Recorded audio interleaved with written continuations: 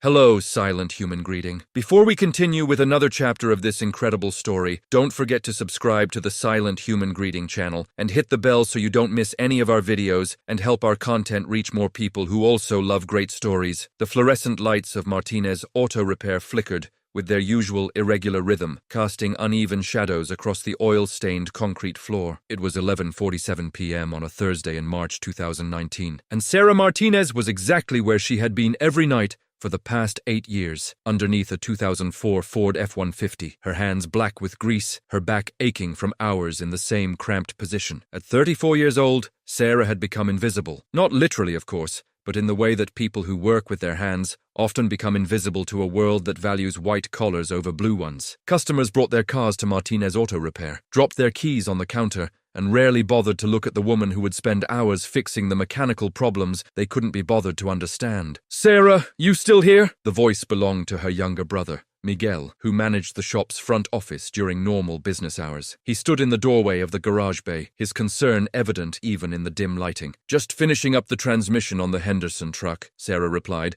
without emerging from beneath the vehicle. "Should be done in 20 minutes. Miguel sighed, a sound Sarah had heard countless times over the years. "That's what you said 3 hours ago. When was the last time you went home before midnight?" Sarah didn't answer, because they both knew the truth. Home was a small apartment 3 blocks away that contained little more than a bed, a microwave, and stacks of mechanical engineering books she read before falling asleep. The garage was where she felt alive, where her hands could solve problems that her mind could visualize in 3 dimensions, where the logical progression of cause and effect made sense in ways that human relationships never had. "I'm worried about you," Miguel continued, stepping into the garage. "You're 34 years old, working 70-hour weeks in a shop that barely breaks even. Dad left you this place thinking it would give you security, not consume your entire life." Sarah finally rolled out from under the truck, her angular face smudged with grease, her dark eyes reflecting exhaustion and something else, a hunger that mechanical repair could never quite satisfy. She had inherited her father's gift for understanding machines, but she had also inherited his inability to settle for ordinary. "What else am I supposed to do, Miguel? This is what I know. This is what I'm good at." Her brother crouched down beside her, his expression serious. "You're good at a lot of things. You have an associate degree in mechanical engineering. You could work for Boeing, Lockheed Martin. Any aerospace company would be lucky to have someone with your intuition for mechanical systems." Sarah stood up, wiping her hands on a rag that was beyond redemption. "Those companies want people who fit into neat categories, who have the right credentials, who look the part. I'm a mechanic from East Los Angeles who learned everything she knows in a garage that smells like motor oil and broken dreams. It's exactly true, and you know it." Sarah cut him off, but not unkindly. "I'm not complaining. I love what I do. I just sometimes wonder if there's supposed to be something more." The conversation was interrupted by the sound of Sarah's phone buzzing in her pocket. She pulled it out, expecting another late-night customer with a breakdown emergency. Instead, she saw a text message from Danny Reeves, an old friend from high school who now worked as a salvage dealer specializing in military surplus equipment. The message read, "Sarah, got something you need to see. Could be the craziest opportunity of your life, or the stupidest. Probably both. Can you meet me at the Lancaster scrapyard tomorrow morning? 6 a.m. Trust me on this." Sarah stared at the message, curiosity overriding her exhaustion. Danny wasn't prone to dramatics, and his definition of crazy opportunity usually involved interesting mechanical challenges rather than financial schemes. "Everything okay?" Miguel asked. "Yeah, just Danny being mysterious. Says he has something to show me at a scrapyard in Lancaster." Miguel raised an eyebrow. "The military surplus place. What could he possibly have that would interest you?" Sarah shrugged, but something in Danny's message had triggered that restless hunger she could never quite define. "Guess I'll find out tomorrow morning." The drive to Lancaster took 90 minutes through the pre-dawn darkness of Southern California's high desert. Sarah arrived at the scrapyard just as the sun was beginning to paint the eastern horizon in shades of orange and pink. The facility sprawled across 40 acres of desert land, filled with decommissioned military vehicles, aircraft parts, and equipment that had been deemed surplus to requirements by various branches of the armed forces. Danny was waiting at the main gate, his characteristic grin visible even from a distance. At 36, he had the perpetually enthusiastic demeanor of someone who had turned his childhood fascination with military hardware into a surprisingly successful business. "Sarah Martinez, right on time as always," he called out as she pulled up in her battered pickup truck. "How long has it been? 2 years?" 3, Sarah corrected, climbing out of the vehicle. "Since that estate sale where you found the Harley-Davidson parts. You said this morning's meeting was important?" Danny's grin widened. "Important doesn't begin to cover it. Follow me." He led her through the maze of military surplus, past rows of decommissioned Humvees, stacks of communications equipment, and piles of aircraft components that represented billions of dollars of taxpayer investment, now destined for scrap metal recycling or budget resale to collectors and enthusiasts. They walked for nearly 10 minutes before Danny stopped in front of a corner of the scrapyard that appeared to be reserved for larger aircraft. And there, sitting like a forgotten monument to military aviation, was a Black Hawk UH-60 helicopter. Sarah's breath caught in her throat. The aircraft was a ruin. Its dark green paint had faded to a mottled grey-brown, covered in patches of rust that bloomed like rust-colored flowers across the fuselage. The main rotor blades were missing entirely, leaving only the hub assembly reaching toward the sky like the skeleton of some prehistoric creature. Windows were cracked or missing, the interior visible as a dark cavity that suggested decades of neglect. Landing gear sagged under weight that was never meant to remain static for so long. But despite its condition, or perhaps because of it, the Black Hawk was magnificent. "Jesus, Danny," Sarah whispered, walking slowly toward the aircraft. "How long has this been sitting here?" "Best I can tell, about 15 years, Danny replied, following her. "It was decommissioned in 2004 after some kind of mechanical failure during operations in Iraq. Instead of being stripped for parts, it got shuffled through military surplus channels and eventually ended up here. The scrapyard owner bought it thinking he could part it out, but Black Hawk components are so specialized that there's not much of a civilian market. It's been sitting in this corner ever since." Sarah circled the helicopter slowly, her trained eye cataloging damage, assessing systems, imagining what it would take to bring this machine back to life. The engineer in her was already calculating weights and measures, stress points and load factors, the 1,000 technical details that separated a pile of metal from a functional aircraft. "Why are you showing me this?" she asked, though part of her already knew the answer. Danny pulled a folded document from his jacket pocket. "The scrapyard is going out of business. Owner's retiring, and his kids don't want anything to do with the salvage business. Everything here is being liquidated. The Black Hawk is listed at $8,000. Sarah laughed, but it was a hollow sound. "Danny, I don't have $8,000 lying around, and even if I did, what would I do with a decommissioned military helicopter? I fix cars and trucks, not aircraft." "No," Danny said quietly, "you fix machines, and you're better at understanding mechanical systems than anyone I've ever met. You look at something broken and see how it could work. That's not a common gift, Sarah." She turned away from the helicopter, but her eyes kept drifting back to it. "Even if I could somehow scrape together the money, restoration would cost a fortune. Specialized parts, aviation-grade materials, certification requirements if I ever wanted to actually fly it." "I didn't say anything about flying it," Danny interrupted. "I'm talking about restoration as an art project, a personal challenge, something more than fixing another transmission on another truck that will be back in your shop in 6 months with another problem." Sarah was quiet for a long moment, watching the early morning sun illuminate the Black Hawk's deteriorating hull in the golden light. She could almost imagine what it had looked like in its prime. A powerful machine that had carried soldiers into combat, evacuated wounded, delivered supplies to desperate situations in impossible terrain. "Tell me the truth," she said finally. "Why do you really think I should do this?" Danny walked over to stand beside her, both of them facing the ruined helicopter. "Because 3 years ago, you told me you felt like you were disappearing. Like every day was exactly the same as the one before, and you couldn't see anything changing until you were 60 years old and wondering where your life had gone." The words hit harder than Sarah expected because they were absolutely true. "This Black Hawk," Danny continued, "is exactly the kind of impossible project that either breaks you or transforms you, and I think you need something impossible right now." Sarah stared at the helicopter, her mind already racing through possibilities and challenges, calculating odds and assessing risks. $8,000 was everything she had managed to save over the past 3 years. It was her safety net, her emergency fund, the buffer between stability and disaster in a world that didn't offer second chances to people like her. Trading all of that for a rusted military helicopter that might never run again was objectively insane. "I need to think about it,"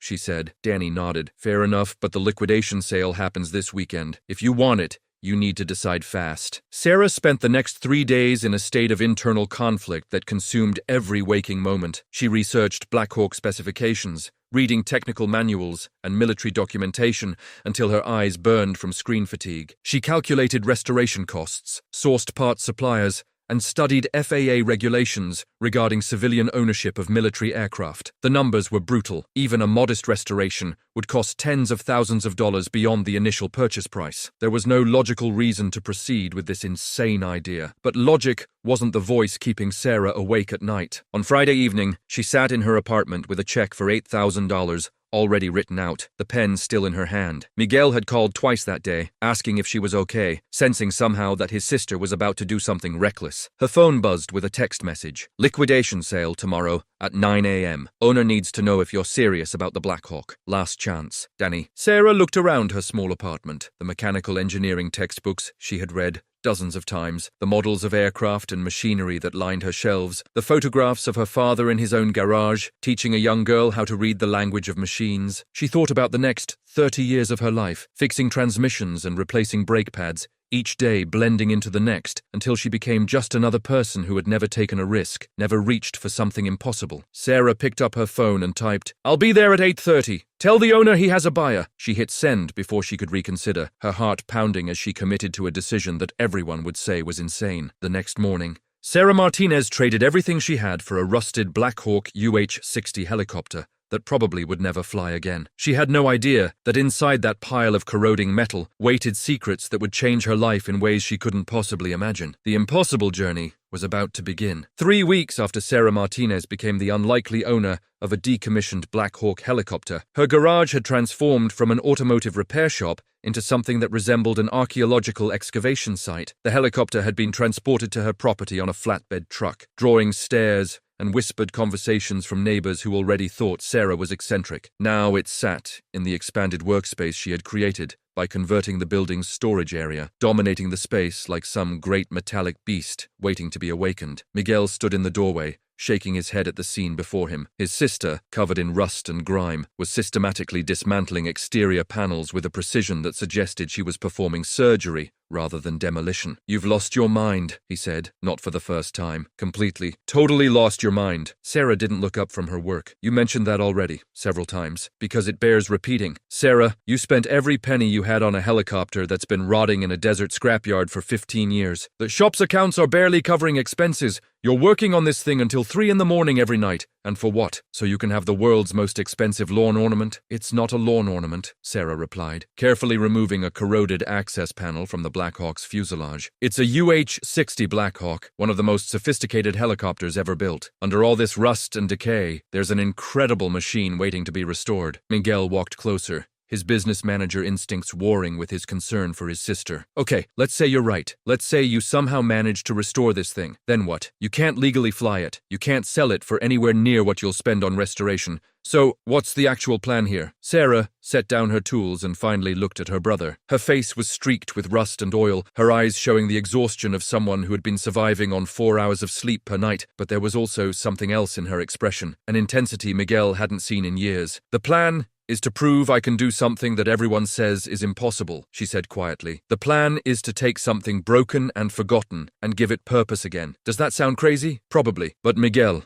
I've spent 8 years fixing other people's problems, keeping their cars running so they can get to jobs they probably hate, living a life that's safe and predictable and absolutely soul-crushing." She gestured to the Black Hawk. "This is my chance to do something that matters to me. Something that requires every skill I have, and probably some I don't have yet. Something that scares me and excites me and makes me feel alive for the first time in years." And Miguel was quiet for a long moment. "You sound like Dad," he said finally. Sarah smiled, a rare expression that transformed her grease-stained face. "I'll take that as a compliment." It was meant as one. Miguel moved closer to examine the helicopter. Despite his reservations, he couldn't deny the impressive amount of work Sarah had already accomplished. "So where do you even start with something like this?" "Documentation," Sarah replied, picking up a thick technical manual. "The Black Hawk has thousands of components, and each one has specifications, maintenance requirements, and operational parameters. I'm systematically documenting every system, creating an inventory of what's salvageable, what needs replacement, and what can be restored." She led Miguel to a section of wall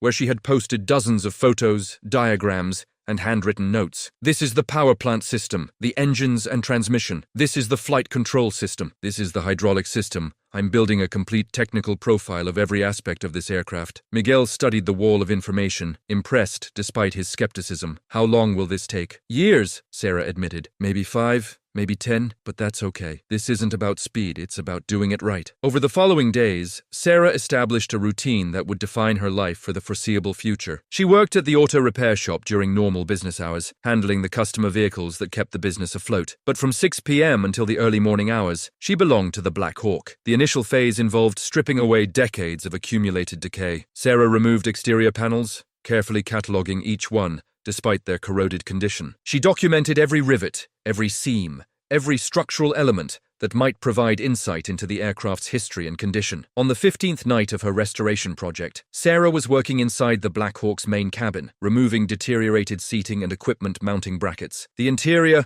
was a depressing landscape of rust, mold, and decay, evidence of years spent exposed to desert temperatures and occasional moisture infiltration. As she removed a section of floor paneling near the rear of the cabin, Sarah noticed something unusual. The metal beneath the panel showed significantly less corrosion than the surrounding areas, suggesting it had been sealed or protected in some way. More intriguingly, she could see what appeared to be seams, indicating a secondary panel or compartment beneath the primary floor. Sarah grabbed a flashlight and examined the area more carefully. The seams formed a rectangular outline, approximately 2 feet by 3 feet, positioned in a section of the cabin that wouldn't normally house any standard Black Hawk systems or equipment. "That's weird," she muttered to herself. Using a pry bar and a rubber mallet, Sarah carefully worked to separate the panel from its frame. The metal was tightly fitted, suggesting it had been installed with considerable precision, rather than simply welded into place during manufacturing. After 20 minutes of patient work, the panel finally shifted. What Sarah saw beneath made her stop breathing. The compartment underneath was approximately 8 inches deep and completely sealed from the rest of the cabin. Inside, protected from the corrosion that had destroyed much of the helicopter's interior, was a military-grade waterproof case, approximately the size of a briefcase. Sarah stared at the case for a long moment, her engineer's mind immediately recognizing that this compartment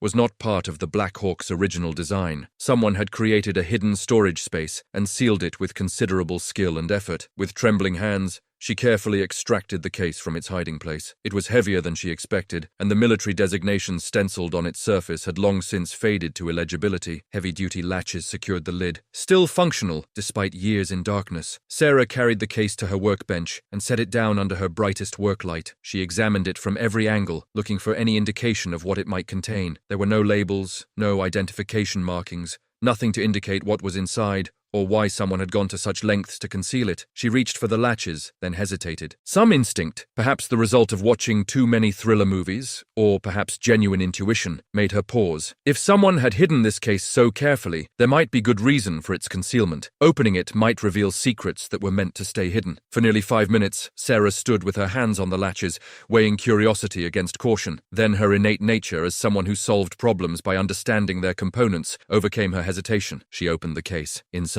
protected by custom foam padding, were items that made no logical sense in the context of a military helicopter. A leather-bound journal, its pages filled with handwritten notes in small, precise script. A sealed envelope bearing no address or marking. Several USB drives in protective cases. Photographs, dozens of them, showing military personnel, equipment, and locations that Sarah didn't recognize. And most strangely, a small metal lockbox that appeared to contain something that rattled when Sarah gently shifted the case. Sarah's hands shook as she carefully removed the journal. The first page contained a date, September 17th, 2004, and a name, Captain Marcus Thornton, 160th SOAR. She flipped through the pages carefully, scanning entries that referenced missions, operations, and events that clearly involved classified military activities. The handwriting was meticulous, each entry dated and signed, suggesting this was some kind of personal operational log. One entry, dated October 3rd, 2004, caught her attention. Today's mission parameters were changed at the last minute. We were supposed to transport equipment to forward operating base, but received classified orders to make an unscheduled stop. Personnel loaded additional cargo that wasn't on any manifest. When I questioned the operation, I was told to forget I saw anything and destroy this helicopter's flight data recorder. Something is very wrong here. Sarah felt her heart racing as she continued reading. The entries became increasingly disturbed, documenting operations that Captain Thornton clearly believed violated military protocols and possibly international law. He wrote about unauthorized transportation of equipment, orders to falsify mission reports, and threats against personnel who asked too many questions. The final entry was dated November 8th, 2004. They know I've been documenting everything. My commanding officer told me this Black Hawk is being decommissioned due to mechanical failure, but I've run every diagnostic and the aircraft is in perfect condition. They're retiring it to bury evidence. I've hidden everything I've gathered in the only place they won't think to look, inside the machine they're trying to hide. If anything happens to me, whoever finds this needs to know. What they're covering up could change everything. The entry ended there, unsigned, as if Captain Thornton had been interrupted. Sarah set the journal down and picked up the sealed envelope. Her hands were still shaking, not from fear exactly, but from the sudden realization that her restoration project had just become something far more complicated than bringing an old helicopter back to life. The envelope was addressed in the same handwriting. "To whoever finds this, the truth matters more than my life." Sarah broke the seal and pulled out several pages of typed documents. They appeared to be classified military reports, bearing stamps and designations that indicated extremely sensitive information. As she began reading, Sarah felt a cold sensation spreading through her chest. The documents detailed a covert operation in 2004 involving the unauthorized transportation of weapons and equipment to militia groups in a conflict zone. The operation appeared to have been conducted outside official chains of command, with flight records falsified and personnel threatened into silence. Captain Marcus Thornton's name appeared throughout the documents as the pilot who had been forced to participate in these unauthorized missions. The final document was a letter he had written to his commanding officer requesting a formal investigation into the illegal activities he had witnessed. Sarah sat down heavily on her work stool, trying to process what she had just discovered. This wasn't just a hidden journal or some memorabilia left behind by a pilot. This was evidence of potentially serious crimes, military misconduct at a minimum, possibly much worse depending on what the other USB drives and photographs revealed. She looked at her phone, 2:47 a.m. The garage was absolutely silent, except for the hum of her work lights and the distant sound of traffic on the highway. Sarah knew she should probably call someone, a lawyer, the military, some authority that could handle something this sensitive. But she also realized that whoever had decommissioned this helicopter and sent it to rot in a scrapyard had done so specifically to bury this evidence. If Captain Thornton's fears were correct, if people in positions of power had conspired to hide these activities, then Sarah's discovery had just put her in a potentially dangerous position. She carefully photographed every item in the case with her phone, creating a digital backup of everything she had found. Then she resealed the case and hid it in the locked storage cabinet where she kept her valuable tools. Sarah spent the next hour sitting in the dark garage, staring at the Black Hawk and trying to decide what to do next. She had bought this helicopter hoping to restore a machine and maybe restore something in herself. Instead, she had become the custodian of secrets that powerful people had tried to bury 15 years ago. As dawn began to break outside, Sarah made a decision. She would continue documenting everything she found, gathering as much information as possible before deciding how to proceed. Captain Thornton had risked everything to preserve this evidence. The least Sarah could do was ensure his efforts weren't wasted. But as she finally left the garage that morning, Sarah couldn't shake the feeling that her life had just become much more complicated and possibly much more dangerous than she ever could have imagined. The impossible restoration project had just become something else entirely. 5 days after discovering the hidden case, Sarah Martinez's world had become defined by a constant, low-level anxiety that she couldn't shake. She continued working on the Black Hawk restoration during her evening hours, but now every sound outside the garage made her pause. Every unfamiliar vehicle that passed by drew her attention, and she found herself checking her phone obsessively for signs that someone knew what she had found. Her paranoia seemed justified when, on the 6th day, a silver sedan with darkly tinted windows parked across the street from her shop and remained there for nearly 3 hours. Sarah watched it through the garage's front window, her heart rate elevated, her mind racing through possibilities. It could be nothing, just someone waiting for an appointment, maybe someone lost and checking their GPS, but the timing felt too coincidental. When the sedan finally pulled away around 5 p.m., Sarah felt relief, mixed with growing certainty that she needed to take action. The evidence she had found wasn't something she could simply sit on indefinitely. That evening, instead of working on the helicopter, Sarah spent hours researching Captain Marcus Thornton. What she found was both illuminating and troubling. Captain Thornton had died in 2005, 1 year after the Black Hawk was decommissioned. The official report stated he had been killed in a training accident at Fort Campbell, Kentucky, a helicopter crash during a routine night flight exercise. He was 31 years old, survived by parents and a younger sister named Rebecca. Sarah stared at the obituary photo of Captain Thornton, a young man with an honest face and the confident bearing of someone who took his military service seriously. According to his service record, he had been an exemplary pilot with multiple commendations and no history of disciplinary action. Everything about his death felt wrong. Sarah spent the next several hours examining the contents of the USB drives she had found in the case. What they contained made her blood run cold. Detailed flight logs that had been deliberately omitted from official military records, photographs of equipment and cargo being loaded onto Blackhawks, including items that clearly weren't standard military supplies. Audio recordings of conversations between military personnel discussing operations that violated both military regulations and international law. Financial records showing money transfers between accounts that had no official connection to approved military operations. The evidence was damning, and it painted a picture of a covert operation that had been conducted outside normal chains of command. More disturbingly, some of the personnel whose names appeared in these documents were still serving in senior military and government positions. Sarah realized she was sitting on information that could potentially trigger major investigations, end careers, and possibly expose criminal activity that had been hidden for 15 years. She also realized she was in over her head. The next morning, Sarah made a decision. She needed expert advice, someone who understood military law and could help her navigate the implications of what she had discovered. She reached out to an attorney who specialized in whistleblower protection and military legal issues, a woman named Patricia Chen, who had previously represented service members in high-profile misconduct cases. The meeting was arranged for 2 days later at Patricia's office in downtown Los Angeles. Sarah brought digital copies of everything she had found, leaving the original materials secured in a safe deposit box she had rented specifically for this purpose. Patricia Chen was a sharp-eyed woman in her late 40s who listened to Sarah's story with an expression that shifted from skepticism to serious concern as the evidence was laid out. Ms. Martinez, Patricia said carefully, do you understand the implications of what you're showing me? I think so, Sarah replied, but I'm a mechanic, not a lawyer. That's why I need your help understanding what I should do with this information. Patricia studied the documents spread across her conference table. What you have here appears to be evidence of serious military misconduct, possibly including violations of federal law, illegal weapons transfers, and obstruction of justice. If authentic, and based on what I'm seeing they appear to be, these documents could trigger investigations at the highest levels of the Defense Department. And Captain Thornton? Sarah asked. Do you think his death was really an accident? Patricia was quiet for a moment. That's a question for investigators, not attorneys. But I will tell you that the circumstances you've described, a whistleblower documenting illegal activities, being threatened into silence, dying in an accident shortly after his evidence was supposedly buried, those circumstances raise serious questions. So what should I do? That depends on what you're willing to risk, Patricia said bluntly. If you come forward with this information through official channels, you'll likely face significant scrutiny. Your personal life will be examined, your motives will be questioned,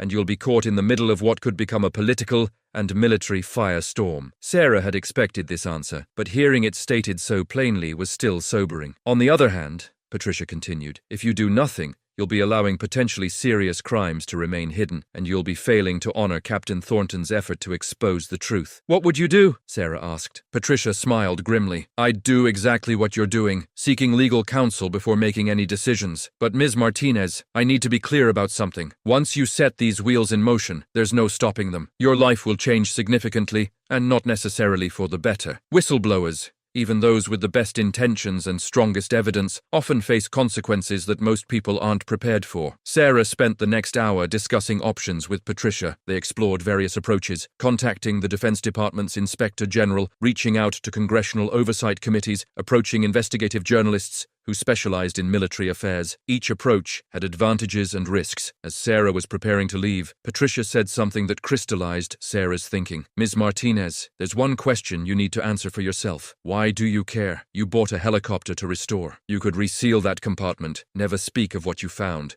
and continue with your original plan. Why are you willing to complicate your life by pursuing this? Sarah thought about Captain Thornton's final journal entry. The truth matters more than my life. Because, she said finally, I spent 8 years being invisible, doing work that nobody noticed, living a life that didn't mean anything beyond paying bills and getting through another day. Captain Thornton gave his life trying to expose something he believed was wrong. The least I can do is make sure his effort wasn't wasted. Patricia nodded. Then let's figure out the right way to do this. Over the next 2 weeks, Patricia helped Sarah compile a comprehensive package of evidence that would be presented to multiple parties simultaneously: the Defense Department's Inspector General, the Senate Armed Services Committee oversight staff, and a carefully selected investigative journalist with a track record of responsible reporting on military affairs. The strategy was designed to prevent any single entity from burying the information while also ensuring that Sarah had legal protection as a whistleblower. But as the date approached for submitting the evidence, strange things began happening. Sarah's garage was broken into, though nothing appeared to be stolen. Her phone began experiencing odd disruptions, calls that disconnected unexpectedly, background noise that suggested someone might be monitoring her conversations. The silver sedan with tinted windows appeared again, this time parking directly in front of her shop for hours. Miguel noticed his sister's increasing anxiety. "Sarah, what's going on? You've been acting strange for weeks, and now you're jumping every time a car drives by. Does this have something to do with that helicopter?" Sarah realized she couldn't keep her brother in the dark any longer. She told him everything about the hidden compartment, Captain Thornton's evidence, the legal preparations she had been making with Patricia Chen. Miguel's reaction was exactly what she expected: shock, concern, and fear for his sister's safety. "Sarah, these are powerful people you're talking about. If they've already killed one person to keep this quiet, what makes you think they won't come after you?" "I've taken precautions," Sarah replied, though she knew her precautions were probably inadequate against determined opposition. "Multiple copies of everything are secured in different locations. Patricia has prepared legal protections, and once we go public, my safety actually increases, because my death or disappearance would draw too much attention." "That's not as reassuring as you think it is," Miguel said. 2 days before the scheduled submission of evidence, Sarah received a phone call that confirmed her worst fears. "Ms. Martinez, my name is Colonel James Reston, U.S. Army. Retired. I believe you have something that belongs to me." Sarah's blood went cold. "I don't know what you're talking about." "I think you do. The Black Hawk helicopter you purchased from the Lancaster scrapyard contained certain materials that were supposed to have been destroyed 15 years ago. I'm prepared to make a very generous offer to acquire those materials from you. No questions asked." "How did you get this number?" "Ms. Martinez, I have access to resources you can't imagine. I know about your meeting with Patricia Chen. I know about the evidence package you're preparing, and I'm here to tell you that pursuing this course of action would be extremely unwise." Sarah's hand was shaking, but her voice remained steady. "Is that a threat?" "It's a reality check. What you think you've discovered is far more complicated than you understand. The operations documented in those materials were authorized at the highest levels for national security purposes. Exposing them now would damage ongoing intelligence operations and put American lives at risk." "Captain Thornton didn't seem to think they were authorized," Sarah said. There was a pause on the line. "Captain Thornton was a good pilot, but a poor judge of the bigger picture. His death was a tragedy, but it had nothing to do with the materials he collected." "I don't believe you." "Believe what you want, but understand this. If you proceed with your plan to go public, you'll be opening a door that you cannot close. Your life will be destroyed. Your business will fail, and you'll be branded as someone who damaged national security for personal attention. Is that really what you want?" Sarah thought about the journal entries, the photographs, the evidence of operations that appeared to violate both law and military ethics. She thought about Captain Thornton's final words: "The truth matters more than my life." "Thank you for the call, Colonel Reston, but I'm going to have to decline your offer, Miss Martinez." Sarah hung up. Her hands were shaking so badly she could barely hold the phone. She immediately called Patricia Chen and recounted the conversation. "That confirms what we suspected," Patricia said, her voice tight with concern. "They're monitoring you closely, and they're worried enough to make direct contact. Sarah,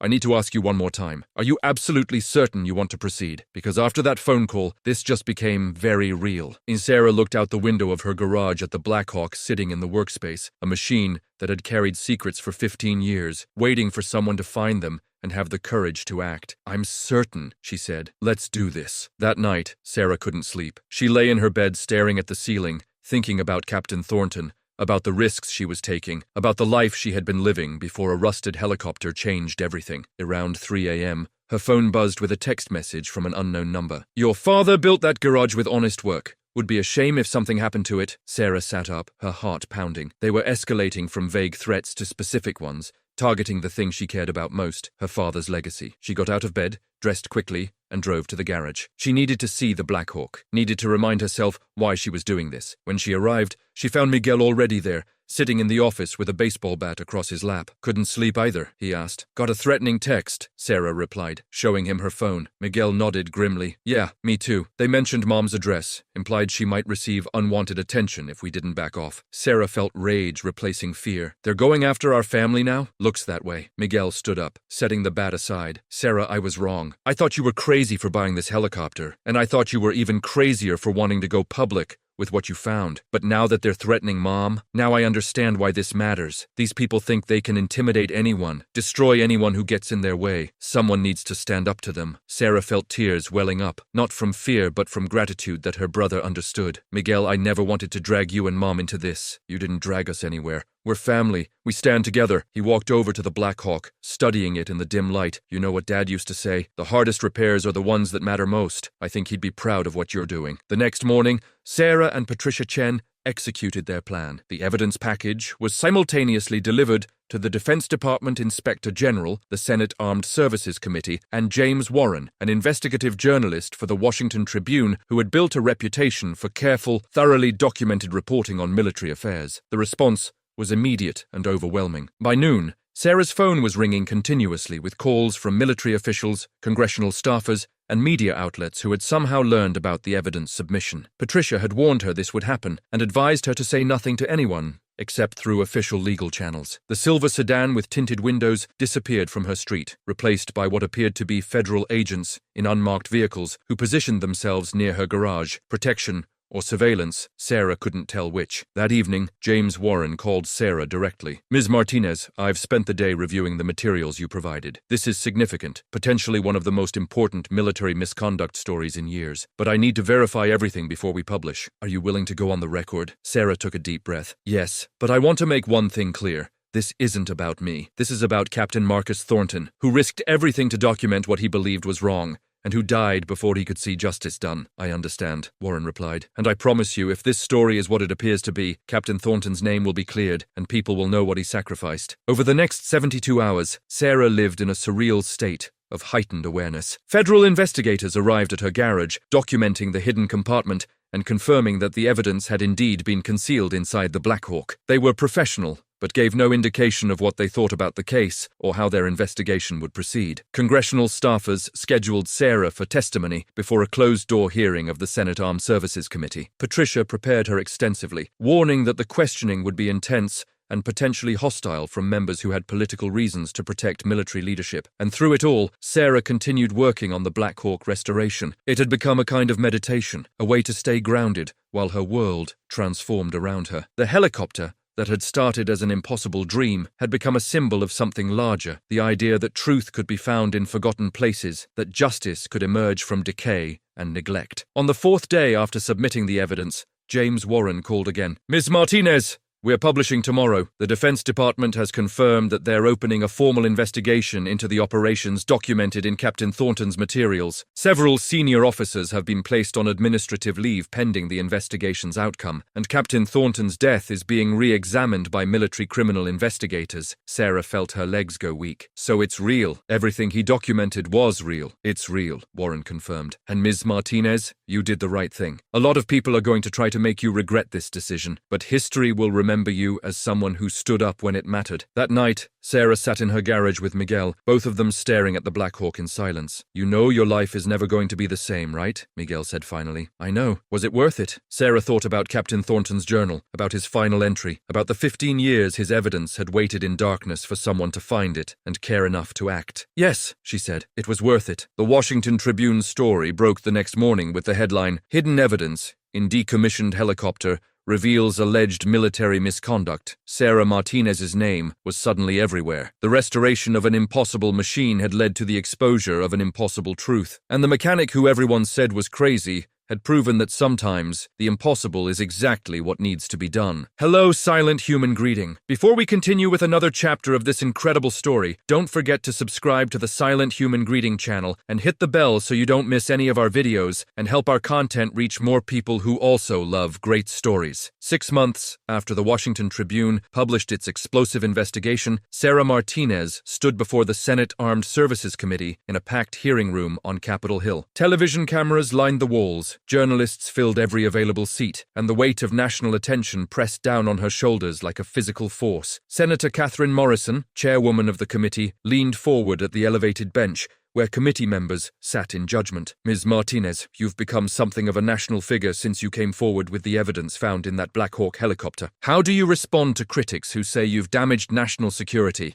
by exposing classified military operations? Sarah looked directly at the senator, channeling every ounce of courage she had developed over the past half year. Senator, with respect, I believe that true national security requires accountability. What Captain Thornton documented weren't legitimate classified operations. They were illegal activities being hidden behind the classification system. There's a difference between protecting genuine national security interests and covering up misconduct. The hearing room erupted in murmurs. Senator Morrison gavelled for order. The Defense Department's investigation has now confirmed that the operations Captain Thornton documented violated multiple regulations and federal statutes, Sarah continued. 4 senior officers have been relieved of command, and criminal charges are being considered against several individuals. If exposing criminal activity is damaging to national security, then we have much bigger problems than my decision to come forward. Senator Morrison nodded slowly. Ms. Martinez, let's talk about Captain Thornton. The military has now reopened the investigation into his death in 2005. Based on the evidence you've provided and subsequent investigation, there are serious questions about whether that death was truly accidental. How do you feel about the possibility that Captain Thornton was murdered to silence him? Sarah felt emotion threatening to overwhelm her, but she maintained her composure. Senator, I never knew Captain Thornton. I only know him through his words in that journal and through the extraordinary courage it took to document what he witnessed. If the investigation confirms that he was killed to protect the people engaged in illegal activities, then his death represents an even greater injustice than the misconduct he was exposing. He deserves the truth, and his family deserves answers. The hearing continued for nearly 4 hours, with Sarah answering questions about how she discovered the evidence, why she decided to come forward, and what impact the entire experience had on her life. When it was finally over,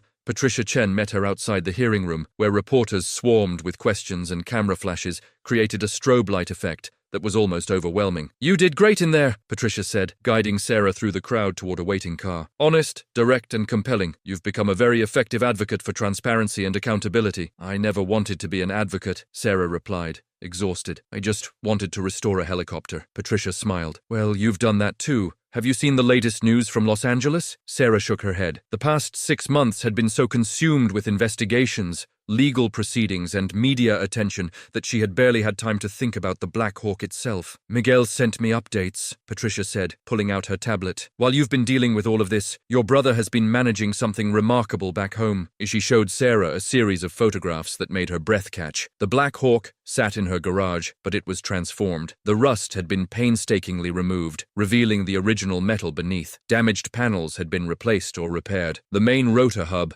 gleamed with fresh paint and new components. The interior, which had been a nightmare of decay and deterioration, had been restored to something approaching its original configuration. Miguel did this? Sarah asked, zooming in on the photos with trembling fingers. Miguel and about 40 volunteers, Patricia replied. When your story broke, you became something of a folk hero in certain circles. People who believed in what you were doing. People who wanted to honor Captain Thornton's memory. People who just thought the whole thing was an amazing story. They started showing up at your garage, offering to help with the restoration. Sarah scrolled through more photos, showing groups of people working on the helicopter, military veterans, aircraft mechanics, engineering students, and ordinary citizens who had been inspired by the story of a mechanic who bought an impossible dream and discovered an important truth. There's more, Patricia said. The Smithsonian Institution has expressed interest in displaying the Black Hawk as part of their military history collection. They want to create an exhibit about Captain Thornton's whistleblowing and your decision to come forward. It would be a permanent installation, honoring both of you. Sarah felt tears streaming down her face, not from sadness, but from the overwhelming realization that something she had started alone in a dim garage had become part of something much larger than herself. 2 months later, Sarah returned to Los Angeles for the first time since the Senate hearing. The media attention had finally begun to diminish, though she still occasionally received interview requests and speaking invitations from organizations interested in ethics, whistleblowing, and accountability. When she walked into her garage, she stopped in complete awe. The Black Hawk was magnificent. Every system had been restored or replaced. The exterior gleamed with fresh paint in historically accurate colors. The rotor blades, new ones sourced from military surplus, were properly mounted and balanced. The interior had been meticulously recreated based on historical photos and technical specifications. Miguel stood beside the helicopter, grinning. Welcome home, sis! Want to see your surprise? He led her to the pilot's seat, where a small plaque had been mounted on the instrument panel. It read, Captain Marcus Thornton, 160th SAW. The truth matters more than my life. It restored by Sarah Martinez and the people who believe courage deserves to be honored. 2019-2020. Sarah couldn't speak. She sat in the pilot's seat, Captain Thornton's seat, and let the tears flow freely. There's something else, Miguel said quietly. Come with me. He led her outside, where a woman in her mid-30s was waiting. She had kind eyes and a face that looked somehow familiar. "Sarah Martinez?" the woman asked. "I'm Rebecca Thornton. Marcus was my brother." Sarah felt her heart stop. She had seen photos of Captain Thornton's family during her research, but meeting his sister in person was overwhelming. "Ms. Thornton, I'm so sorry," Sarah began, but Rebecca cut her off. "Don't apologize. You gave my family something we thought we'd never have. The truth about what happened to Marcus. The military has now acknowledged that his death wasn't accidental. They're investigating it as a potential homicide. We finally have a chance at justice." Rebecca stepped closer to the Black Hawk, running her hand along its fuselage. Marcus loved flying. He loved serving his country, but he loved doing what was right even more. When he saw things that violated his principles, he couldn't stay silent, even though he knew it might cost him everything. She turned back to Sarah. "You could have resealed that compartment, never told anyone what you found, and continued with your restoration project. But you chose to honor my brother's sacrifice by finishing what he started. Our family will be forever grateful." The two women embraced, and Sarah realized that the impossible journey that had started with a rusted helicopter had led to something far more important than mechanical restoration. It had led to healing, justice, and the honoring of a brave man's memory. The Smithsonian exhibit opened 1 year after Sarah first discovered the hidden compartment. The Black Hawk sat in a place of honor, surrounded by displays documenting Captain Thornton's service, his whistleblowing efforts, and Sarah's decision to bring his evidence to light. But the centerpiece of the exhibit was the original journal, sealed in a climate-controlled case, open to Captain Thornton's final entry. "The truth matters more than my life." At the opening ceremony, Sarah stood before an audience of military veterans, journalists, historians, and ordinary citizens who had followed her story. "When I bought that helicopter," she said, "I was a mechanic, looking for a challenge, something to prove I could do more than fix other people's cars. I never imagined it would lead here. I never imagined it would change my life and help bring justice for a man I never met." She paused, looking at the Black Hawk, now pristine, honored, a monument to courage rather than a forgotten relic. "Captain Thornton wrote that the truth matters more than his life. I think he was wrong about one thing. His life mattered enormously. It mattered to the people he served with, to his family who loved him, and to everyone who believes that doing the right thing is worth any cost." Rebecca Thornton, sitting in the front row with her parents, nodded through tears. "I learned something from this experience," Sarah continued. "I learned that sometimes the impossible things we do, the crazy chances we take, the dreams we pursue when everyone says we're insane, those are the things that matter most, not because they're easy or safe or sensible, but because they're necessary." After the ceremony, Sarah stood alone with the Black Hawk for a few moments. Patricia Chen had asked her what she planned to do next, now that the exhibit was complete and her testimony had concluded. Sarah had smiled. "I'm going back to my garage. I've got a 1967 Mustang that someone dropped off for restoration. Nothing mysterious hidden inside, just a beautiful machine that needs someone to bring it back to life." "Just fixing cars again?" Patricia had asked. "No," Sarah had replied. "Never just fixing cars. Every machine has a story. Every restoration is an act of faith that broken things can be made whole again. I know that now better than anyone." 3 years later, Sarah Martinez ran one of the most respected restoration shops in Southern California. She specialized in impossible projects, vehicles and machinery that other shops refused to touch, that owners had given up on, that everyone said couldn't be saved. Her garage had expanded to include a small museum section, where she displayed before and after photos of her restorations, along with the stories behind each project. But the centerpiece was a single photograph of a rusted Black Hawk helicopter, with a plaque that read, "Sometimes the impossible is exactly what needs to be done." Miguel had taken over the business management side of the operation, allowing Sarah to focus on what she loved most, taking broken things and making them work again, giving forgotten machines new purpose, and proving that with enough courage and persistence, impossible dreams can become reality. On quiet evenings, when the last customer had left and the garage grew peaceful, Sarah would sometimes stand in the workspace and think about Captain Thornton, about the journey that had started with an insane trade, about the secrets hidden in rust and decay, and about how one decision had transformed not just a machine, but lives, justice, and truth. The Black Hawk had taught her the most important lesson of her life, that beneath the rust and corrosion of forgotten things, beneath the layers of time and neglect, sometimes there are truths waiting to be discovered by someone brave enough to look, and sometimes the impossible trade you make, the one that everyone says is crazy, the one that risks everything, is the trade that changes not just your life, but the world itself. Sarah Martinez had bought a rusted helicopter hoping to restore a machine. Instead, she had restored justice, honored a hero's memory, and discovered that she was capable of far more than she had ever imagined. The impossible had become possible. And the mechanic, who everyone said was crazy, had proven that sometimes crazy is exactly what the world needs. The end.